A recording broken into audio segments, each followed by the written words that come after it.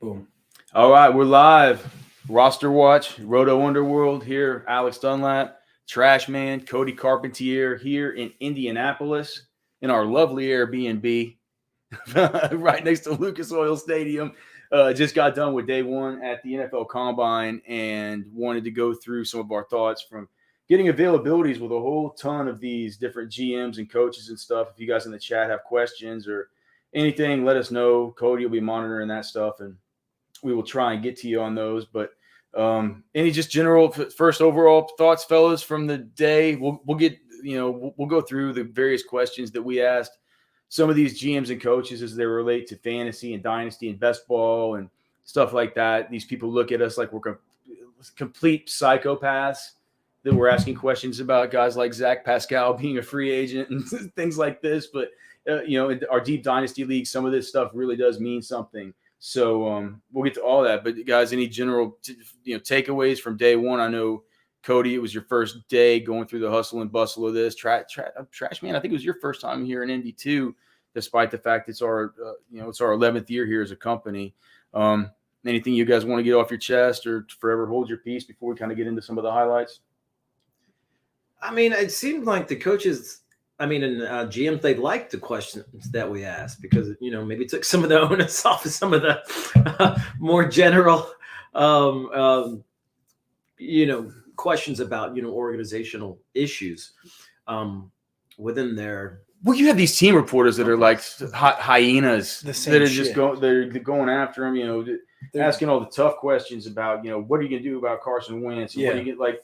And, we're just there to say, like, hey, like, you did a good job drafting this dude. Like, is he going to get more touches this next year? Like, so, obviously just a lot to get through with stuff like that. And certainly we'll touch on some of the, I think that the Carson Wentz thing was awesome. That's a kind of interesting thing anyway. But maybe I think my biggest takeaway was exactly what he said was you noticed how, this is my first time, but you notice how all of the reporters are talking about, you got the Colts, Carson Wentz, you got the Bucs, it's Brady, who's the quarterback, and then you come in and it's like Keyshawn Vaughn or T.Y. Hilton, and it's like they're probably tired of answering those questions about Trask and Brady and Rodgers and Denver the quarterback, and you come in and you talk about Javonte and Keyshawn and Michael Pitt. Like, those are questions that bring something out of the coach other than your typical, Well, they're not answering those questions anyway. Yeah, it's because it's a recycled shit. In any real way. Well, and that's what we learned a long time ago coming here to this thing. You got to phrase your questions in a certain way to be able to get any actionable advice for fantasy. We've been trying to do that. And, I think the first question that I asked, the first question of the day to George Payton, the GM of the Denver Broncos, was one that kind of made some sort of headlines around the fantasy space. Early, I just asked, all right, we know Melvin Gordon, clearly he's a free agent. Where is the status with him? And then, if, he's not able to be brought back, what does that mean for Javonte Williams? Because for Javonte, I know that let me just pull up the dynasty rankings here, player profiler. We got him ranked at 4 right now, and 4 overall and one quarterback. And you could arguably say he could be higher because he's got a year and a half of age on Swift and Harris, and Swift has been there for 2 years, 2 years of continual output and injury. Harris now new quarterback. How's that offense going to look? We asked the question, is this offense going to run through Harris?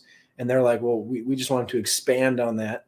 So that's interesting. But again, Javonte, it's like there's so much untapped there. What we saw with Melvin, and now imagine he could. What if Javonte got Melvin's work? I was going to say he could make the case for he would be the guy that could. You might want to if you knew that Javonte was going to get Melvin's work, and you knew that the offensive line was going to be healthy coming into next year and everything like that. I mean, you can make a case to have Javonte Williams at startups be 2 or 3, maybe not 2 at this point with Jamar Chase the way he came on, but maybe it could be Jonathan Taylor, Jamar Chase, Javonte Williams. You could probably justify that. I think it feels a little bit like betting on the come.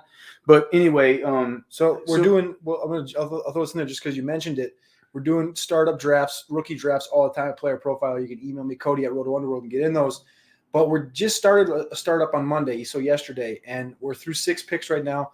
It was Taylor at 101, Jefferson Chase, and then I took Javonte at pick 4. And so you took him over Swift and Najee. I took him over, and then Swift went the next pick, and then this guy took McCaffrey. But I did talk to Kevin Colbert about Najee, and it didn't seem like he was as bullish on him as I imagined that he would be. Well, let's talk about Javonte first. Okay. Well, I'm Because talking about here's Najee in context. Kevin, in context of Trashman. Javonte. Kevin, we're talking about Javonte Williams. To me, it made sense. It was a good segue. Well, but why should we segue off Javonte? I haven't even told you what he said. I'm just So, saying. Here's what he said. Added to the conversation. Javonte, we think, is ready to do whatever, the full workload, shared carries. What he said, and listen to and I wanted to make sure and write this down because to me, whenever George Payton was talking about Melvin Gordon, he was talking about this dude, this $8 million running back in the past tense. Yep. He was not talking. So what he said was Melvin was a total pro with Javonte, and I know Javonte appreciated that relationship. So to me, it's I mean, why would he not say that Javonte appreciates that relationship? Or he's like, and that, he says that he's had really good discussions with Melvin and we'd like to have him back. I think you need 2 or 3 runners in this league, but we couldn't be more happy with Javonte in his first year. So either he was being very literal or, he didn't have, they don't think he's going to come back. Well, it's not that he's going to, I'll bet you he'd come back. He says he wants to come back. I just don't know if you can afford, I don't know if you can, especially, I don't think they can afford to. And depending on what they might need to do in free agency at quarterback, it's. And you remember Mike Boone is there. Mike Boone got hurt partially through the year, but he's a George Payton guy that came from Minnesota. And Boone is nice, and we like him. So maybe they just say, we'll go Javonte, we go Mike Boone, and then we'll grab somebody late, like a big bruiser that comes along the 5th, 6th round that you can, breather back. So with Javonte, we have him in a tier for our startup dynasty rankings that, Trashman and Byron refused to get him above Najee Harris. I think that there's an argument to get him above DeAndre Swift. We haven't gotten quite there yet because we're just being a little bit conservative until we know, until we know. But we did hear Payton say that, I think you need 2 or 3 runners in this league. Now, with that being said, I mean, you can be a team like the Colts. You can have 2 or 3 runners, and you can still have the Jonathan Taylor that's just a monster. Javonte Williams, we saw what he was able to do. Mm-hmm. If you were to give him half of Melvin Gordon's volume from this last year, can you just imagine the kind of fantasy asset you have on your hands? So Javonte, I'm not worried. The part that came out was the part to the answer to my question was where he said, I've had really good discussions with Melvin and we'd like to have him back. Well, I would like Cody to give me $100,000. Are you going to do it? Yeah. It's the same thing with Arizona though. Arizona, Cliff was like, I'd like to have James Conner back. I'd like to have Chase Edmonds back. I'd like to have everybody back. Well, he said he can't have them both. You can't have everybody back. Right. It's just the way it is. And you're talking about Denver, they have other problems. Is it worth bringing in Melvin for, $5, $6, $7 million or using those resources towards a quarterback so you can, take the team to the next level because depth at running back is not going to take your team to the next level. Payton also talked a lot with some of these other reporters, these team reporters, about how he feels like it's time for them to start looking at edge rush again. Yeah. It's time for them to get really elite there to be able to get to some of these passers in the AFC West. You don't just have Mahomes to deal with. Yep. Anymore. I mean, now you got Justin Herbert. But let's be honest, to keep up with those teams in that division, you're going to need an offense that can score points. Yep. Yeah. Well, so I think that we like Javonte. Clearly, we like Javonte. I'm not making a big deal. I don't think even despite that answer that you'd like to have him back, I don't think they're going to get Melvin back. You can't pay Melvin Gordon $5 to $8 million. I'm not. So you said Byron and Trashman won't budge on Javonte. If you personally could choose, would you take Javonte over Najee right now? In Dynasty? I think here's the thing. I don't have a major objection at this point because we don't know what's happening with Melvin. Once we know what happens with Melvin, I will have a major objection, and then you won't have any more issues. Okay. The other thing was Payton. He said no. no stones are going to be left unturned at the quarterback position because it's the most important position in sports. So clearly they're going to be looking there. Who knows what they're going to be doing? Nobody will answer any questions about Aaron Rodgers and who could be looking at him. It's unbelievable. But so that's where we are as far as the Broncos. I wanted to ask you about KJ Hamler, but I didn't have time. So what about how about the Jaguars? So Trashman, we asked about Travis Etienne. He said Trent Baalke said that Travis Etienne in his recovery, he's ahead of schedule, and they feel really good about where he is. We've been ahead of the curve with this at RosterWatch. I know Matt and Cody have been ahead of the curve with this at Player Profiler.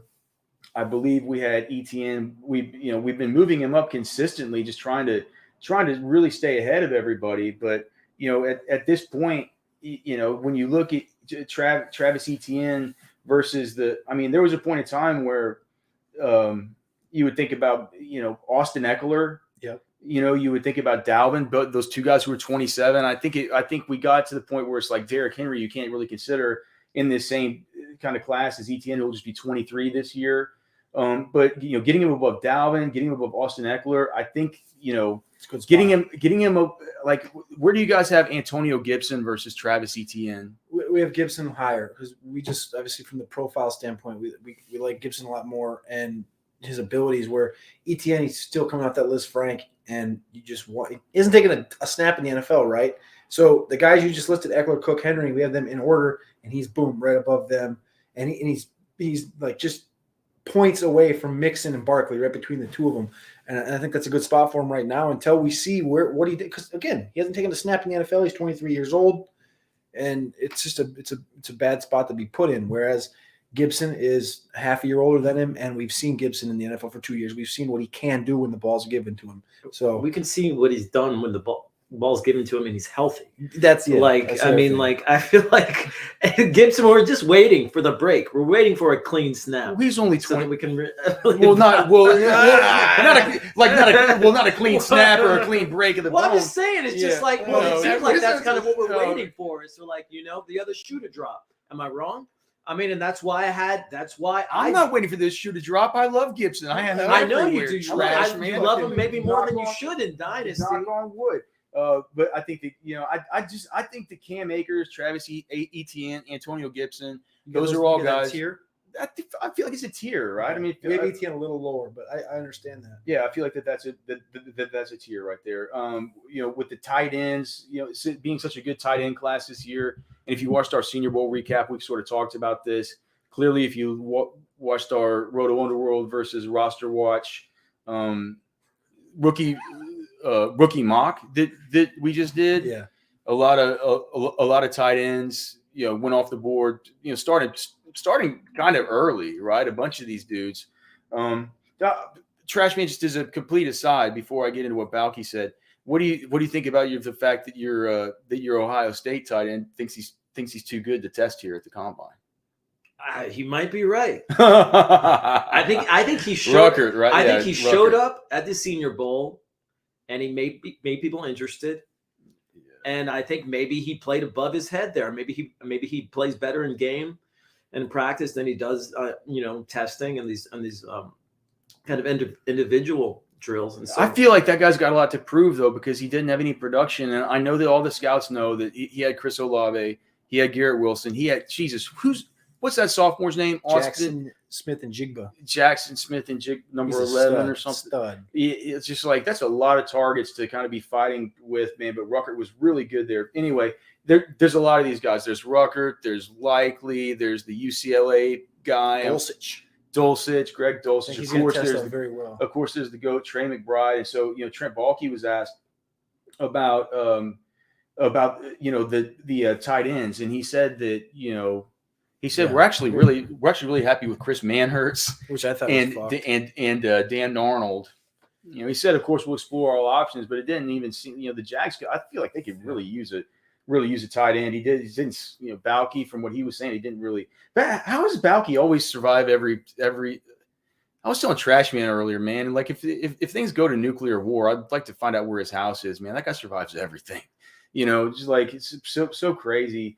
The other thing that Balky, I asked him, and it was kind of a cocky way to ask, but I just asked, hey man, has the ship sailed on Laviska Shenault? And he said not at all. What he said was not at all. I don't even know where that idea came from. Mm-hmm. We're very high on Laviska. He talked Maybe about it's Laquan Treadwell being their number one receiver. Yeah, he talked about his size. That's where that kind of. I think it's his fantasy Twitter building the narrative of like him not, because you know how it is, like on Twitter, everyone elevates everybody, and it's like, well, if they're not fucking all pros, then they're nothing. And you know, back-to-back 600-yard seasons, he's just got injury bug, and he just hasn't been fully healthy. And that offense, everything's changed over the last 2 years, so he just needs time to settle into an offense and maybe consistently build that connection with Lawrence, I guess. Trent Baalke said that he talked a lot about his size, his speed, and all the different ways he can be used. The same shit that we've been talking about. You mean all the different ways they don't use him? That's kind of what I thought. And so, you know, with Doug Peterson there, we'll kind of see how that goes. But we know that, you know, Peterson and Baalke, I mean, Shad Khan came out with the statement earlier today saying that he's not going to hire this executive vice president of football operations. This was supposed to be like the babysitter of this whole, you know, this whole new group that he has, especially kind of a handholder to Baalke. You know, it's like it feels like those guys are a little bit aligned right now. So we'll see about Laviska Shenault. I have no idea where we have him in the wide receiver rankings. I mean, as far as this stuff, but maybe we could give him a little bit of a bump. So we have Shenault. I mean, we have Shenault at, so let's say 1, 2, 3, and then you say wide receiver what? Okay. 1, 2, 3, 56. Okay, so we're right apart. We're in the same area, right? 51, 56, kind of in the. I think we could afford to have Laviska Shenault maybe ahead of a 29-year-old Kenny Golladay. So 100%, I would say. So based on the conversations we had today, we'll talk about this guy in a little bit, but Rondale Moore versus Laviska Shenault, who would you rather have right now? Well, we need to move Rondale ahead of Laviska if that hasn't happened. Let's see. Rondale. Trashman made a big move on Rondale in the dynasty rankings. It wasn't that big today. And we'll get to that. That's a pretty big move, Trashman. And we'll get to that. So Laviska Shenault, they thought I was cockamamie for asking if the ship had sailed. He said that was a fantastic question. He said the ship is sailed. I have no idea where you would have gotten this. Because that really shuts a big narrative. Because like if you lived on Twitter, which a lot of people do, they like, I'm not doing it again. We're not doing it, and it's like you bring that out to him, and he justifies. He's like, no, dude. What are you talking about? Then that makes us. It should make us feel a lot more confident in his role going into 2022. You know, when you might. So is Shenault a sleeper? Is he a sleeper? He's going to turn into a. I mean, I think he's got such a hive. Yeah, he's got such a hive that they're going to keep going back because people were so big on him as a freshman, like in Devi and stuff like that. Like he's got a little hive. He's got a hive of people. You know, it's. I think that he'll be a sleeper. I think in redraft. You know, but I'm not sure. I think a dynasty, the guy who's been holding on to him loves him. You know, that's just kind of the way it is. All right, let's talk about the Falcons a little bit. So basically, the first thing is, I guess I saw an unverified report that the Falcons are looking to trade Calvin Ridley. I don't know. The fact of the matter is that Terry Fontenot, Arthur Smith, neither of these guys are going to say a damn word about Calvin Ridley. You know, we tried to phrase it in ways where we could get it out of them. I wanted to ask, like, you know, just how should fans feel about the Calvin Ridley situation? There's not anything you can do to pull anything out of this. And I don't know if that's because they don't want to mess with, you know, it's kind of weird to have to talk about. It's like you're kind of talking out of school about somebody's mental health. Well, I mean, that's a conversation we should be having. Trashman, why did everybody think that your sweater is so fashionable today? I can't believe the amount of people that stopped us and told Trashman how fashionable they thought this. It's a black hooded sweatshirt, and they told Trashman that he's a fashion icon. They're not the only ones. Unbelievable. I try and wear a shirt with a collar. Yeah, I'm looking fashionable, but no, Trashman shows up in a sweatsuit, looking like he just rolled out of bed, which he did. Retro hat, glasses. People People just asking where he buys the. What is this? Fashion. Less since 1983. Talentless. Fashion. Okay. Talentless. That's a good one. Anyway, so nothing about Calvin Ridley. It's Scott Disick's company. You did ask. How much did that sweatsuit cost you? Well, Did it cost over $100? Yes. Jesus Christ, we pay you too much money. Quarter. We talked about. So Arthur Smith is a hard guy to get any answers off of, man. Like, did you think he was a kind of a square up there? Hard to get much of any answer from him. I didn't even go talk to him. I did ask him. I said, well, dude, did you come into 2021 but like thinking that Cordero Patterson of all people was going to be able to do this for your team? He said, he talked about how some of the guys, and I forget who he mentioned who was on his staff that came over from Chicago. He had a couple guys. Chicago. He said like they had kind of led on to him that Cordero's got some juice and in the run game in some ways that they feel like they could sort of expand on that. And he said, look at our team last year, like that's kind of thing. And we need more of this kind of thing where we just kind of find these guys. We got to find guys who can do things. Comparatively to the rest of the running back core, he's pretty good going in. Mike Davis, of course, a free agent. I don't think we were able to ask about him. But I mean, you can't imagine really him being back. As far as the Russell Gage, I asked Arthur Smith, just given Ridley's situation, how big a deal is bringing back Russell Gage? And his so listen to this answer. That it was he said he was really productive late in the year and helped us. Yeah. So not much of a clue there. I think they probably. I mean, do they bring back Gage? I don't really know how much it matters. I'm not really sure. Who cares? Yeah, I mean, he was a square. He's one of the toughest guys to get to answer out of. I thought today it was. And Terry Fontenot was too. Trashman asked about Kyle Pitts. We got another BS answer. What did he say? Well, he said that he needs to. He didn't do everything that he wanted to do. He had a good year, and we're looking forward to him having a better year. I think Gage is a guy you could. He didn't say he had a good year. Well, he did some good. He said that he didn't have the year that he wanted to. Well, I mean, it was a good as far as rookie tight ends. It wasn't probably wasn't the 1,000 yards. I mean, he wasn't the Julio Jones replacement, but I mean, Jesus Christ! I mean, for a rookie tight end to go for 1K, and they're the fact that they're kind of a little bit disappointed in that season just goes to show like how inflated our expectations were of Kyle Pitts, and maybe in Dynasty he's a dude that certainly not in tight end premium. You're not going to pull anything over on somebody because it was feast or famine with him. Well, that was my gripe. But Calvin Ridley was gone all season. But it wasn't like a consistent, decent PPR games out of Pitts or anything. It was either feast or famine. Yeah. And so that's why it seemed so drastic. Yeah. And then I think for the Falcons, is that basically kind of about it from those guys? Yeah, and I want to note in also that the free agency for the Falcons right now is outside of Ridley. Darby's the only guy on the roster for wide receivers. So Gage might be the guy that comes back. I know they had like Tajee Sharp, Frank Darby. Frank Darby. Outside of I like that. Yeah, but I'm saying is they one dude like Austin Trammell as well. But like they need wide receivers, and if they know Gage has the connection there with Matt Ryan, why not bring him back? Maybe I don't know about Olamide Zaccheaus, but I also think they might be in the market for a receiver as well. If they can get their cap down. And it feels like Matt Ryan's certainly back based on. Yeah, that's a really odd one too. They're really confident in him. I think they still draft a quarterback. Let's see some other things here. We had all right. How about Andy Reid?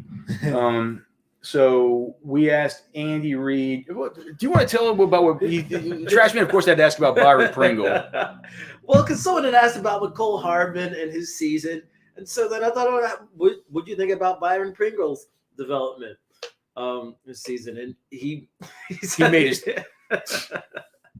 He said that he really liked Pringle. He's a free agent. And that he got a sponsorship. He literally worded it as like, I like Pringle. He's a free agent. and he got a potato chip deal. And he just like rolled. Did he seriously get a deal with Pringles? It just rolled off his. I don't even know if it was actually a Pringle deal, but maybe it was just like if he got a deal with it. If he got a deal with a potato chip company, I guarantee you it's Pringles. Yeah, but I'm saying it's like it just rolled off his tongue. Like he's just like, yeah, he's a free agent. I like him. He's got a potato chip deal. Like, and I was like, it was just a weird. Said he didn't skip a beat. That's why it just came off. He loves talking about potato chips. He said that time. I think he's 3 more times. He said potato chip or something. I know he mentioned that he likes potato chips, and then he says he likes sitting inside Lucas Oil and watching drills and eating potato chips. So yeah, he's a big. He did. He's wide receiver Brian Pringle partners with Snack Maker. So Pringles. Pringle. Yeah. Pringles, okay, I'm just Pringles signed Kansas City Chiefs. Go buy some Pringles. Use the promo code Pringle to a deal to launch the company's new flavor stacks. Okay, well, hey man, good for Byron Pringle flavor stacks. Does it give any flavors? Is it cool ranch or some kind of honey barbecue? I'll bet you it's good. Andy Reid flavor. Applewood smoke. Wavy applewood smoked cheddar. Andy Reid also. I asked about just like what Casey barbecue. I asked about the year 2 evaluation on Clyde Edwards-Helaire, sort of where he was with him, and also just the fact that Jerick McKinnon looked so good to end last season. Sort of where are you on those guys as far as the running backs? He said they were both hurt this season at different times and stuff. He didn't seem as disappointed as probably most of the people in the fantasy and the dynasty community are on Clyde. He did say Clyde needs to stay healthy, and he said Jerick McKinnon needs to stay healthy. He said they both need to stay healthy, but he did say what he did say is that, but overall, very happy with both of them. Yeah. And he said that they're great kids and both have so much talent. The wording seemed like he was confident in both. He didn't dislike either.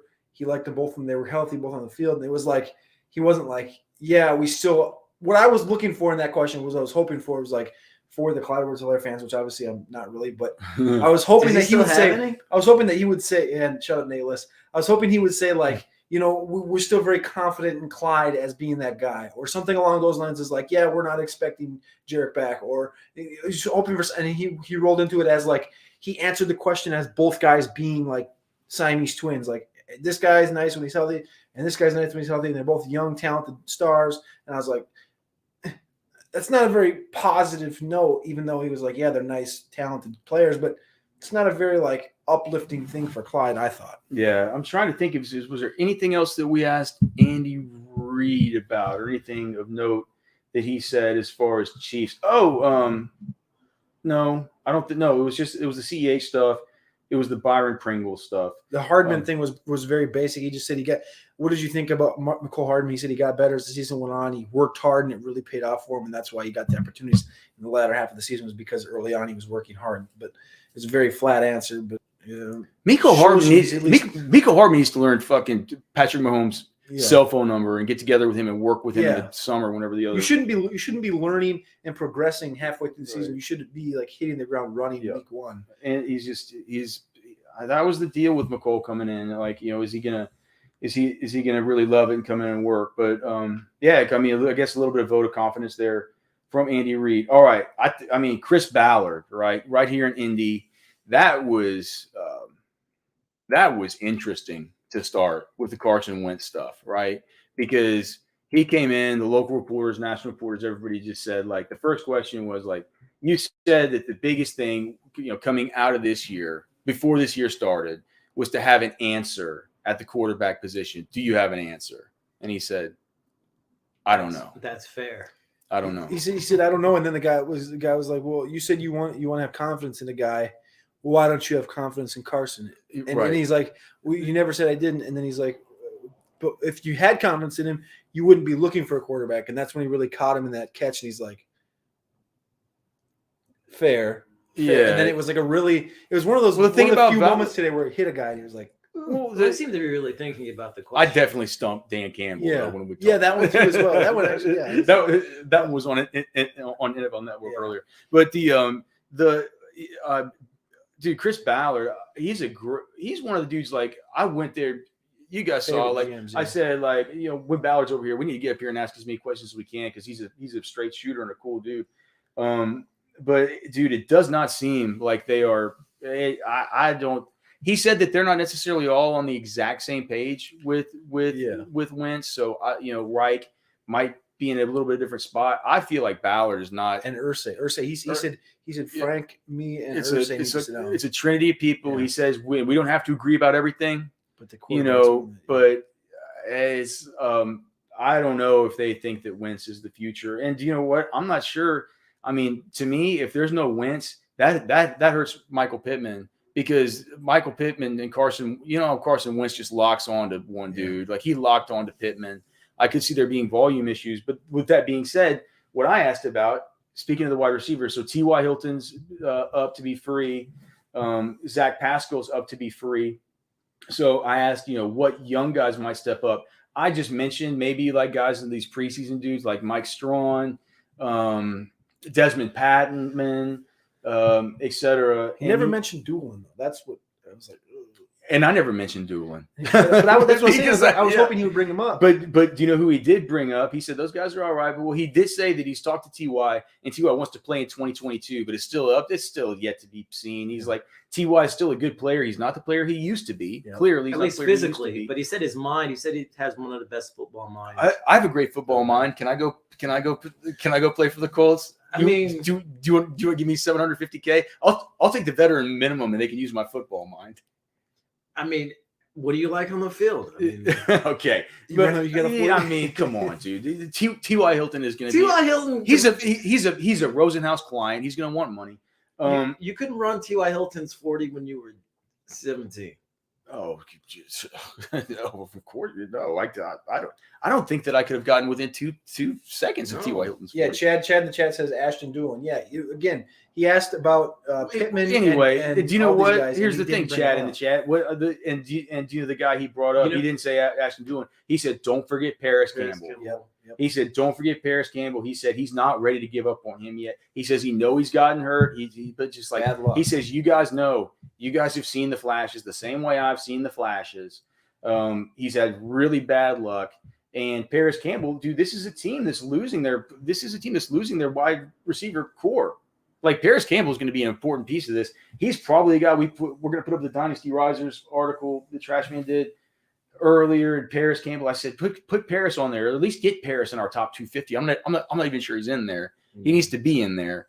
And because it looks, I mean, is it that crazy? I mean, could you close your eyes and not imagine a world where he could, if he was healthy, he would be the number 2 wide receiver for the Colts? But I've been imagining that for the past 3 years now. And if it's not, well, right. But I mean, and it's looked good for like one half of one game. For one half of one game, he gets 6 targets. You're like, damn. And then he just, yeah, but there's right. Too many other options.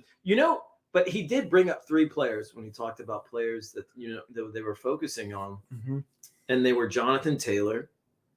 It was Michael Pittman, and then Nyheim Hines. Caught me by surprise as well. I was a little bit shocked at that was the third guy. Yeah. Well, and I mean, they realized through the course of the year, especially I think if you watch the in-season Hard Knocks with the Colts. I didn't watch much of it, but if you watch that, it felt like like riveting television. It felt like, well, it kind of makes you like the Colts. And dude, can you believe how tilted Ballard was when he talked about that final two game stretch? 3 games to him. Well, to him it was those 2 games, but it was also the game versus LA where they gave up the touchdown right at the very end, where Tampa Bay ran on their ass to win the game and they couldn't stop them, and then the Tennessee game right at the very end. He said that we can't think of those last 2 games. To me, it would just tilt me endlessly that I lost to the Jaguars. Yeah. For my playoff life, in a meaningless game for the Jaguars, and a game that meant everything in the world to me. But anyway, so that's sort of the deal with what he said about the wide receivers. Did Ballard, did we ever get anything else really from Ballard as far as the Wentz stuff? And I mean, I'm sure he said some other stuff, but those were the questions. That was the main stuff. The questions that we asked. All right. Okay. Cliff Kingsbury. Yeah. So before I got over there, you guys asked about AJ Green and Christian Kirk being up and being free agents, and what that was going to mean for the passing game come next season. After everybody got done with our deluge of Kyler questions, right? And Cliff didn't seem too he didn't seem too sure about getting either of those guys back, or maybe willing to pay to get either of those guys back for what they could, what Christian Kirk would command, given the market he'll have, or what AJ Green would command, just given his age, right? But he did basically say either way. I forgot what the exact quote was. He said that he says he expects Rondale Moore to be a much bigger part of the offense in 2022. So with Rondale, he needs to get the ball in space more. Okay. Yeah. So Cody, let's do the same trick from earlier. You pull up the Roto Underworld player profiler wide receiver rankings. I'll pull up the roster watch ones. You tell me, we say 1, 2, 3, and you say wide receiver. Okay, ready? 1, 2, 3, 35. Matt, he's going up. That's a big difference, man. I mean, I think he belongs above a bunch of these guys. Trashman made a big move on him, and I don't mind it, dude. I think he belongs up here with Darnell Mooney, Kadarius Toney, dudes like, DeAndre Hopkins is 30 years old. Cooks is 28. He belongs up here with Cooks will be 29. Yeah. Right? So I think that he should be like Rondale Moore at age 22 next season should be above Allen Robinson at 29. Some of these other guys. If he's going to be a bigger part of the offense, you don't have him had a Mooney, do you? We have him back to back. You have him back to back? Yeah, I think that's a good spot. We have Rondale Moore and Darnell Mooney back to back in a clump there with Kadarius Toney. Okay. So I think Rondale is a guy who just based on, the fact that, we just heard so much of the Senior Bowl from all this stuff from people who weren't necessarily close to the team saying that the Cardinals weren't happy with his play as a downfield threat.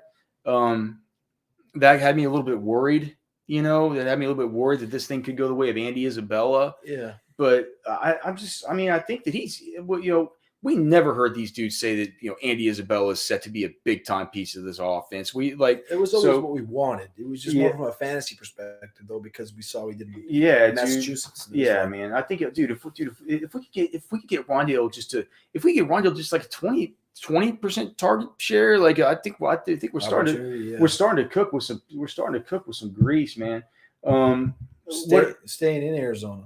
Yeah. So I made sure to ask Kingsbury, is this what you were going to say was about James Conner and Chase Edmonds? Yeah, about how he wanted to keep both guys, but he said that he understood that you can't have everybody back, and he said James basically is the guy that you obviously we'd like to bring him back, but he said Eno's a guy we like how much he's progressed over the last years, and it's unlikely we can bring back both Chase and James, but we really like what Eno's done, and so that pretty much says what they're going to do. Eno and Chase are basically identical. Well, that's the same thing I thought. Like Trashman, you and I had the exact same thoughts because to me it sounded like because he talked a lot more about the virtues of James Conner than he did the virtues of Chase Edmonds. It's right to James. Yeah, and so I think that what he said about Eno, he said Eno's made huge. Eno Benjamin, of course, from Wiley East High School in Texas, and I think he went to Arizona State. Eno has made huge strides and has a bright future.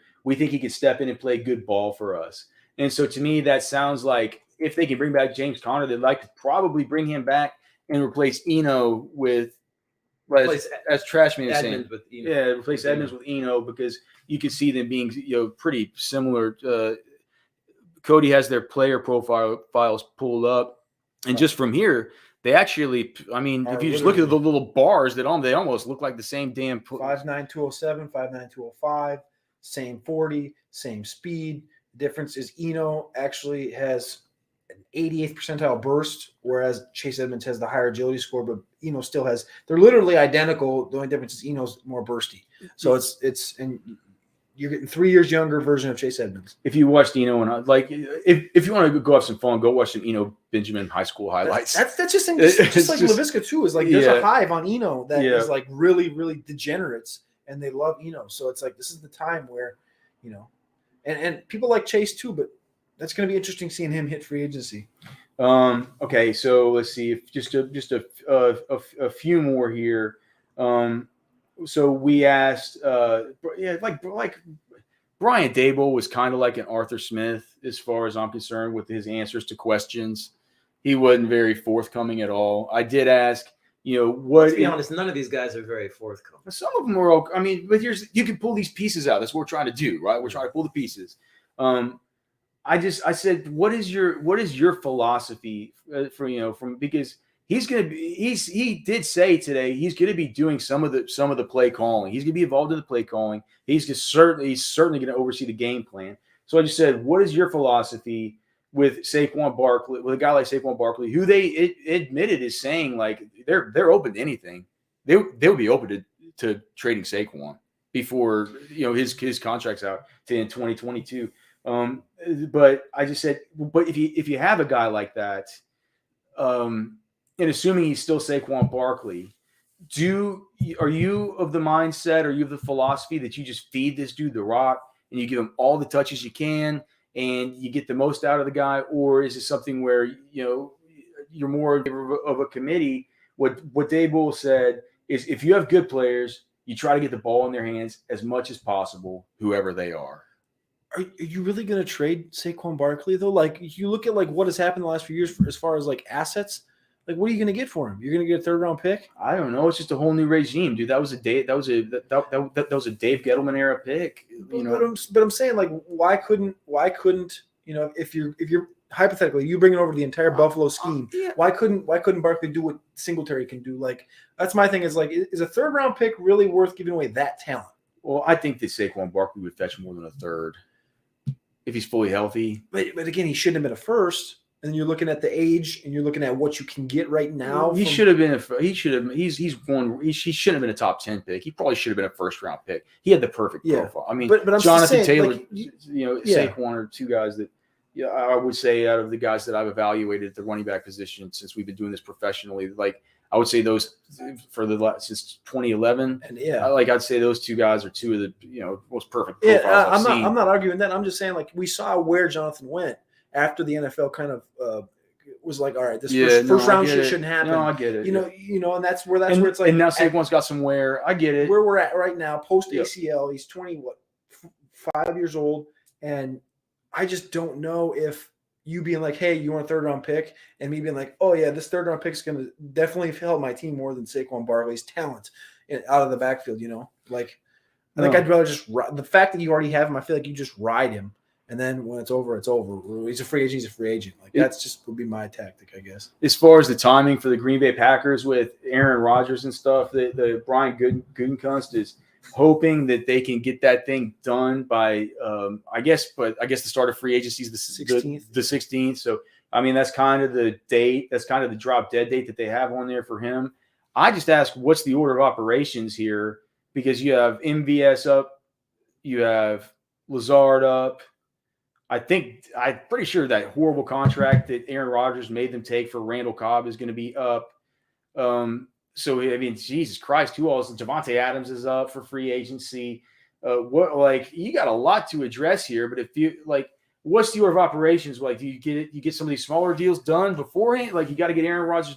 He said very clearly, you get Aaron done, you figure out where you're at, and you fill in the pieces from there. So maybe just a little bit of timing stuff from there. Hopefully by the 16th, we'll have a little bit of clarity with that, and that'll be able to just I guess allow the Packers to sort of know what they're doing, so we know what to do with these assets on our clearly guys on our dynasty benches. But I think more importantly, it's like opens up some stuff like for Amari Rodgers and some of these other players that we were interested in that people could have maybe gone real sour on in year one. Amari Rodgers was the first guy that came to me. Like, if they do bring back Rodgers and they bring back Devontae, they're not going to be able to give Alan Lazard or MVS what they want. So I was going to say back to Cobb, because you mentioned Cobb in his contract. He's got a $9.5 million cap hit with only 2.7 dead. So it would save them 7. But terrible contract. But if Rodgers comes back, he's going to want Cobb there. No, but you know what? I mean, they're going to tell him, hey, look, man. Like, they're going to say in negotiations, this whole thing about Cobb, that was a 1-year deal. Like, we can't Cobb, you are hurting the team. Yeah. The other, I wanted so badly to ask about AJ Dillon and what they thought about him. That Green Bay contingent, man, those Green Bay reporters just want to ask about every player on the damn defense and the special teams. So, so I was not able to get that in. I don't think we had anything else there on Green Bay.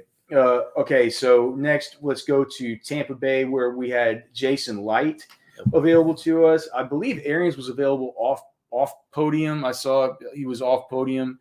I stopped by and listened to a little bit of what he was saying. Arians is of course always fun to listen to, but Jason Light, Trashman, do you want to just say because you asked him about Keyshawn Vaughn? Yeah, I asked him if Keyshawn Vaughn was ready to handle the load, and he seemed to respond in the affirmative. He said that he saw Vaughn as a starting running back, and that although they need depth in the running back, or like they think he's somebody that they can rely on.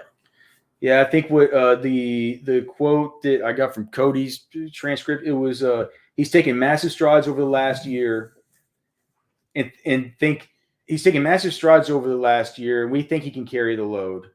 Definitely carry the load. Okay, all right. But what I'm saying is like we think he can. Whatever. Yeah, he might have had it definitely in affirmation there. But he did. But he also, as Trashman said, he also did say it's important to have depth. And so if we're living in a world with no Ronald Jones, no Leonard Fournette, which who knows? And who knows how good this offense is really gonna be? But as I've talked about before on the Sirius show and stuff like that, that offensive line and that offense and stuff like that. That's a cat that can purr, dude. That's like a sports car. I guess they lost Ali Marpet, so that's a big deal on the offensive line. But that offensive line is still good. If you got a guy getting a pretty good bit of volume around there, even if the quarterback play is somewhat diminished, it's like the supporting cast should have them in scoring opportunity pretty often. And we saw Keyshawn Vaughn did just like what he did in college. People forget that Keyshawn Vaughn, as far as his breakaway one percentage, was one of the best in the whole entire class, at least as far as runs over 50-plus yards. You just wouldn't have ever thought about it from him because he went to Vanderbilt. Yeah. That offense was just so bad, but Keyshawn Vaughn would break off these big plays, and then we kept seeing it, this year down the stretch at the NFL level. So, what would you think if like a Melvin? We're talking about Melvin leaving Javonte in Denver. What if Melvin were to go to Tampa or something like that, and they were to split, and then Vaughn were to play in that Javonte? Like they 50-50 split it with like hypothetically like a Melvin and a Vaughn. I just don't think that. I just don't want to. I don't want to dedicate any brain focus to that because I think signing Melvin Gordon would be the most idiotic thing that Jason Light could ever do. No, I know. I'm just saying like if they bring somebody in at that age where and then they make somebody like worst case scenario. My thought is like they bring somebody in, they 50-50 split it. Like maybe you could see bringing in like a Marlon Mack. Yeah, or like that kind of guy. Yeah. That sort of player. Maybe something like that. I would think that Keyshawn Vaughn would be a kind of still viable. Yeah, I think he needs to be moved up. I think he needs to be moved up in dynasty rankings. I think Trashman, you moved him up a little bit today. You gave him a bump. So where do you have him? Let's do that one on 3. Okay, so Keyshawn, we'll see where Trash. So out of the running backs, let's see where we have Vaughn. All right, ready? Yep. 1, 2, 3, 32. 46. Okay, so you guys are a little bit higher than us. Yeah, a little bit higher. Because you adjusted already after today. Yes, we adjusted after today. Yeah, we haven't adjusted yet. I think that Rashad Penny on here and Khalil Herbert need to be a little bit higher, though, for sure. I could see him being as low as 30. I could see it being we definitely need to have him ahead of the. I could see him being as low as 30. I could see him being as low as 38. Maybe get Khalil Herbert up above him. I think he needs to be ahead of Darrell Henderson. You feel like Khalil Herbert's more of a starting back potential in the Keyshawn? In Dynasty, I think Khalil Herbert at some point is going to pay off big. Yeah, I love what I saw at him this year whenever he got the opportunity. Let's see. So we have – was that all we really had from – I think Jason Light, that was the main thing that we wanted to sniff around, right? It was just Keyshawn. He said on a Trask – he said you can never replace Tom Brady, and he said Kyle had a great season last year. We're going to give him every opportunity, and he said he also mentioned that Gabbert's not on the roster anymore, but he made a point to say that he's going to give Kyle every opportunity, and he thought that he's the only quarterback on the roster. Yeah, that's the thing is like he's the only quarterback there. But I thought it was interesting that he said we're going to give him every opportunity, and again, they mentioned that you can only trade for some certain amount of guys, and you can't really depend on, okay, we're going to trade for this guy because like it takes 2 guys to tango. And you have the draft as well, but I don't think they really want to go after a draft pick again. I think that's why they took Trask. So it wouldn't surprise me, I guess, if they rolled out Trask, because is it like a Trubisky or Winston, or they just rolled the guy that's in the house that learned from Brady for a year? Well, Arian said that getting a veteran quarterback seemed out of the question. Yeah. So to me, it seems like it's going to be a rookie or one of these cheap. It's gonna be a camp battle with Kyle Trask and Desmond Ridder or something like that, or Fitzmatt, like something like that. I guess I don't, but maybe two. So they're gonna lean heavy on the run game, is what I got out of that. And they got a good offensive line. And they got good. And they got a line that was built to protect Tom Brady. Yeah. So I think that Keyshawn Vaughn is probably a guy we need to be moving up in the dynasty. Maybe just betting a little bit on the come with. You're only talking about moving him up to a spot where he'd be, where you project him as a low end flex, and if he does, hit in any substantial way, he's going to be paying off a lot bit better than kind of low end level flex, especially in PPR. How about Sean McDermott, Trashman? You asked him about your guy, your favorite, your most precious angel. I can't believe it's probably the tweet that we sent out today from the RosterWatch account that got the most traction, got people the most fired up. It was about McDermott loves Gabriel Davis. He does love Gabriel Davis. What he loves the most about him, or what he touched upon, was that Davis had become a real leader in the clubhouse, which he thought was really, really rare to see in such a young player. And that he's looking, he improved in year 1 and year 2, and he, couldn't wait to see what he did. He was excited, and he said he's really excited to see what 22 holds for him. It really feels like that's I'm excited, Davis. It really, I mean, I've been excited for him for a while. It feels like they like Gabe, man. How can you not? Yeah, for sure. I thought it was also really, and I caught a lot of flack for this all from everybody at Play Profile because I liked him coming in. And it was like, well, he's not, Sanders and Bees and all this shit. And I was like, but if you remember at the end of last season, they said teammates, coaches, GM, they all said how, he has that talent. He has that next level. He has that superstar, that dog. He has all of that. And I think, we kind of agree on those type of things. And I was pushing towards Gabe, and it was just kind of like he didn't hit. They didn't give him the ball. They didn't stick him on the field enough. And I think if they just put him in that 2 role on the opposite side of Stephon Diggs, I think he would just flourish for a whole season. When he's got an opportunity in volume, Gabriel Davis has come up big. A lot of this had to do with the attention the defense has played to Stephon Diggs. Yeah. And then also he talked a little bit about asked about Singletary, and he said he brought a different energy that helped lead the team down the stretch last year. They were a fan of that energy that Singletary brought. Yeah. They hate Zach Moss. I would guess. The career arc of Singletary has been interesting from a fantasy perspective. Yeah. Let's see. So what about just quickly? I mean, Kevin Colbert, his last year as GM, he's going to go through the rest of this year as far as the GM responsibilities until the NFL draft, and then he'll be kind of stepping back into more of a consulting role. But asking him about, are there starting caliber quarterbacks in this class, despite the fact that everybody kind of thinks it sort of sucks, And he says, oh, yeah.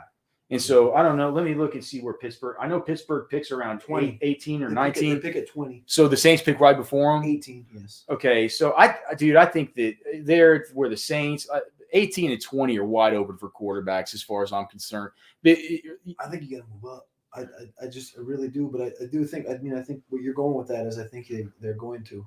Yeah. So we'll see what happens. We'll see what happens there. But boy, man, I mean, Najee Harris, Malik Willis. I'd be interested in some. I'd be interested in some of that. Your boy, the Podfather, would talk about the Alfred Morris corollary there, right? I mean, that'd be like to the extreme too. Did you see that prop? The prop last night was the prize pick opened up with a prop of Malik Willis at 4.39 in the 40-yard dash. Yeah. I wish we could do prize picks in Indy. That was quickly smashed up. I think it got up to like 4.42. Okay. I don't remember what it got up to, but yeah, it began there, and then also Breece Hall was like 4.41. But yeah, anyway, 4.39. If Malik ran that, I think this whole town would melt. Yeah, so. Yeah. But I just kind of think based on kind of Colbert, he says there's good starting caliber quarterbacks in this draft. That was not a sentiment that was kind of really put forth by any other coach or GM that I was able to hear today. In fact, he also considers Mason Rudolph a good starting quarterback. No, he doesn't. Nobody does. He doubled down on Around the NFL about 2 hours ago. They sat down with him like this, and they said, what do you think of quarterback? And he said today, if the NFL started today, we would roll out Mason Rudolph. Like he's doubled down on that again for the second time in the last couple weeks. He's not going to have to sit around during these games and bear the misery of this. I mean, Mason Rudolph. Are you kidding me, man? This Mason Rudolph, Duck Hodges bullshit. You can't do that again. I'm not doing that. Well, I mean, that would be like that. Trashman, we need to make a note to move. Like, if they're thinking like that it could be Mason Rudolph. We need to move down Steelers. I would, yes, dude. That offense can be able to. I mean, that offensive line as it is bad. It's not going to get. They won't be able to rebuild it during Najee's old rookie contract. Yeah. So I don't see how they would generate offense. That would make me not like it for Deontay, even with Juju probably leaving and stuff. They did discuss Deontay's contract. He was asked, "Are you gonna extend Deontay during the season?" And he said that his focus was on the current free agent class, and then they don't extend players a year out. So that's not on their front plate right now. So speaking of tough quarterback questions, I did ask Dan Campbell of the Lions about what he asked him to. I said, I know that all these quarterback classes are different, right? And so I know if I asked him, what he thought about this quarterback class, he would have said like, oh, they're all different. It's like each one has its own character, stuff like that. And so what I said was but you were with all 6 of the top 7 probably quarterbacks taken in the draft this year at the Senior Bowl. You coached 3 of them, so you have some familiarity. How do you describe this quarterback class? And he had no answer. So I don't know whether that means he's trying to stay mum because they're looking at quarterback, whether he kind of thinks they suck and he just didn't have a good way to saying it. He ended up just saying he thinks they're all good football players, and that's how he would describe them. It's like so not much of an answer from him. I think that the 3 that he coached them, I don't think they were the bottom 3, huh? Which ones would the Lions have? No, I guess Malik Howell and the Lions had the better ones because they had Zappy, they had Malik Willis, and they had Howell. Howell is okay. But Willis was the winner of the week, right? So Willis was the winner of the week. You figured Pickett was probably second best. Howell was probably third. Yeah. And so, I mean, they had the first and the third best, I think. So he at least got to see what he wanted to see, right? I'm sure they want to see. I think what's going to end up being is like everyone wants to see what Willis did, and he got the front row picture of Willis. So yeah, that'll be the turn of the tide. Is what happens. He also said, just interestingly, he said the Lions are going to, like, he was adamant saying the Lions are going to try and bring in a deep threat, like a perimeter threat to help the offense. Well, they have to. It's probably not an endorsement for your guy Josh Reynolds. Oh, I like Josh Reynolds. Mike Evans once told you that he's going to be the next OBJ, or was that Christian Kirk? It's Christian Kirk. What did Mike Evans tell you about Josh Reynolds? I don't think he told me anything. Okay. But to me, it just means like they know that they need help at wide receiver. Even if they bring somebody else on, it doesn't sound like Josh Reynolds is going to be coming back because that was what he was supposed to be. I don't know if they're going to be able to pay Khalif Raymond any sort of premium for anything he was able to compile this year just because of the dregs that they had. I think that just means Amon-Ra St. Brown is going to continue to just eat like he did. If you got Jared Goff on our team, it doesn't matter who's going deep for you. It doesn't matter. Amon-Ra St. Brown is going to continue to feast. Like Hawkinson, Swift, and St. Brown. Yeah, they bring in one other guy. And then let's see. Other than that, man, I think that I had the one other thing about the Texans. Do you want to talk about what McCarthy said about Pollard? He basically said that Pollard was a multi-positional athlete. That they said they needed to get the ball in his hands more. They needed to use him in these concepts a lot more, and that he liked the duo of him and Zeke. They need to get their packages right. We're not going to get Tony Pollard freed for any kind of big action. And look, when we've talked to some Cowboys affiliated folks around here, and they believe that Zeke was banged up last year, and they believe that that's why he did not look as effective, and that's why he was so bad for his yards created after contact, his forced missed tackles, all the stuff that you'll hear people quote from the analytics community. They say that they're well aware of all that stuff, but he was not playing at 100%. They believe that Zeke is still what Still the guy. Stephen Jones just calls the straw that stirs the drink there with the offense. They're much, much more concerned with things like edge, offensive line, getting ahead of this kind of deteriorating offensive line than they are worrying about dedicating any resources to anything to do with Zeke. They feel like the 1-2 punch they have with Pollard and Zeke is great. For people who've been holding Pollard so long in Dynasty, just hoping, wait till his contract's out. I think that they really love having both of them. And it could just be something where we just got to wait a while. And RIP Podfather for all his Tony Pollard stuff. One last thing for me, just to talk, getting to ask Nick Caserio of the Texans about Rex Burkhead. I'm like, man, he's gonna be 32 next year. Is this guy is he going to be your lead back? And he was pretty forthright. He said, well, Rex last year, you saw how he was down the stretch, but that was a lot more out of necessity than really anything else that we were having to play him so much. But, he was good for us. And so we wanted to – they felt like they were kind of rewarding him when they gave him that extension into next year for his good play down the stretch. He said, but you look at our roster – we have 2 other running backs on the roster. We have. I mean, he's talking about all this. He's like, Brevin Jordan's our only tight end on the roster. We only have 2 other tight ends, or we only have 2 other running backs on this roster besides Rex Burkhead. That is Scottie Phillips, and that is Darius Anderson. TCU. And he said that now Scottie Phillips is a little bit intriguing because we had on the RosterWatch podcast last week Drew Doherty from Texans TV and HoustonTexans.com. And he said that Scottie Phillips, before he got hurt last year, looked like the best runner that they had in all of training camp. Yeah. So Scottie Phillips, we need to make a note to get him on the Dynasty, probably the top 250, just at the very bottom as a sort of a stash kind of player. But he said, look, I teed it up for Caserio to say, Rex is our guy who's going to lead the backfield. He did not say that. He said we got to go out. We got to build this room in the offseason. We got to see what we can put together. We have free agency. We have the draft.